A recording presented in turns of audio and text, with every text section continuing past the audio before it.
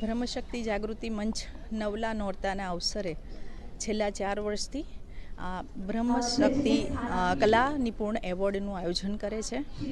વડોદરા મહાનગરપાલિકાના સાથે આ જે પ્રોગ્રામ એ લોકો કરતા હતા એ જોઈને જ અમને લોકોને પણ આ પ્રેરણા મળી અને અમે શરૂ કર્યું છે. ખૂબ સારો પ્રતિસાદ મળી રહ્યો છે.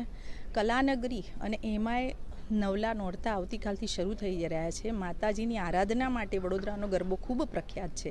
તો એવા સમયે ગરબા હવે ડાન્સ ફોર્મમાં ગવાઈ રહ્યા છે.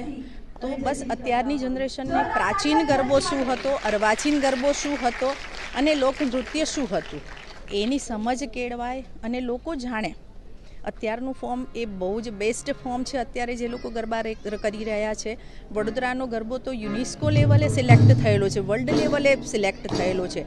એટલે આપણે એને નકારતા નથી, નેગેટિવ નથી અમે એમના માટે, પણ જૂના ગરબાની સંસ્કૃતિને પણ અત્યારના યુવાનો ના ભૂલે, યુવતીઓ ના ભૂલે એના માટેનો એક સુંદર પ્રયાસ છે. એમાં અમારી પાસે અમે જજ પણ બહારથી બોલાવીએ છીએ અને પહેલાં સેમિફાઇનલ રાઉન્ડ કરીને અત્યારે 5 એન્ટ્રી પ્રાચીન, અર્વાચીન અને લોકનૃત્યની અહીંયા આવે છે. આજના અમારા જજ છે વલસાડથી આવેલા શ્રીમતી હિનાબેન, સુરતથી આવેલા ચિંતનભાઈ વંશી અને નડિયાદથી આવેલા જીમીભાઈ પટેલ. અને અમારી પાસે અત્યારે 18 એન્ટ્રી થઈ ગઈ છે. તો સમયની થોડીક મર્યાદા પણ છે. તો બસ બધાને શુભકામના આપું છું. અને જે લોકો અહીંયા સુધી આવ્યા છે, ગરબા પ્રત્યે આટલી રુચિ ધરાવે છે અને પ્રાચીન સંસ્કૃતિને જાળવી રાખવાનો અત્યારના આ યુવતીઓ પ્રયાસ કરી રહી છે, એમના ટીમના આયોજકો પ્રયાસ કરી રહ્યા છે, એ ખૂબ સરાહનીય છે.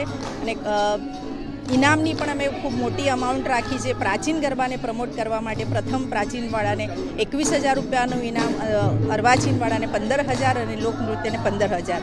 એવી રીતે દરેકે દરેક કેટેગરીમાં ઇનામ કેશ પણ છે અને ટ્રોફીઝ પણ છે.